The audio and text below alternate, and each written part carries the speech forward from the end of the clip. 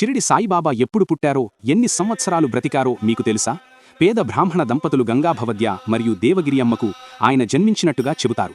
కానీ తెలియని కారణాల వల్ల అక్కడే విడిచివేయబడ్డాడు. ఒక ముస్లిం ఫకీర్ మరియు అతని భార్య ఆయనను కనుగొని దత్తత తీసుకుని 4 ఏళ్లు పెంచారు.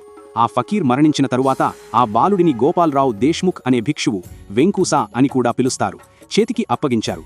గురువు వద్ద 12 సంవత్సరాలు గడుపుతూ ఆయన్ని అనేక శాస్త్రాలలో పాఠాలు నేర్పించారు. సుమారు 1854లో 16 ఏళ్ల వయసులో ఆయన తొలిసారి షిరిడి గ్రామానికి చేరుకున్నారు.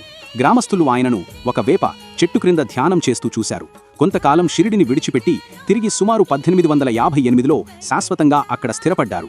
మహల్సాపతి అనే పూజారి ఆయన్ని ఒకసారి యా సాయి అని పిలిచారు. అప్పటినుంచి అందరూ సాయిబాబా అని పిలుస్తున్నారు. ఆయన సాదాసీదా జీవితం గడిపి గ్రామంలోని హిందువులు మరియు ముస్లింలందరికీ ప్రియమైన వారిగా మారారు. బాబా అనేక అద్భుతాలు చేసి తన బోధనలతో గొప్ప వారసత్వాన్ని వదిలి వెళ్లారు. సబ్కా మాలిక్ ఏక్ అంటే అందరి అధిపతి ఒకడే అనే ఆయన సూక్తి ప్రసిద్ధి చెందింది. నీతి నిబద్ధం బోధించేవారు. తన అంతిమ క్షణాలను భక్తులకు అంకితం చేసి 1918 అక్టోబర్ 15న షిరిడీలో పరమపదం చెందారు. ఆయన సుమారు 60 ఏళ్లు బ్రతికాడని చెప్పుకుంటారు. ఆయన శరీరాన్ని బూటీవాడాలో సమాధి చేశారు. ఇది ఇప్పటి సమాధి మందిరం లేదా షిరిడి సాయిబాబా ఆలయంగా ప్రసిద్ధి చెందింది.